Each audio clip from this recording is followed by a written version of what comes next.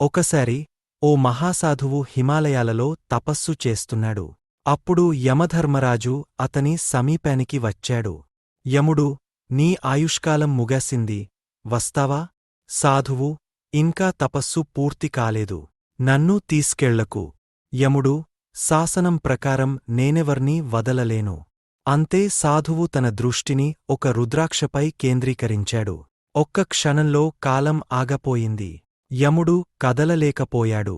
భూమి మీద కాలచక్రం ఆగపోయింది. వయస్సు పెరగడం లేదు, మరణాలు లేవు, జననాలు లేవు.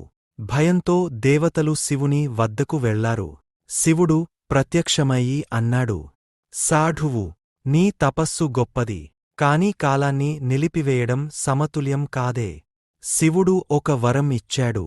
నీ తపస్సు సఫలమైంది. నీ ఆయుష్కాలాన్ని నేను పెంచుతాను. కాని కాలాన్ని తిరిగే నడిపించాలి.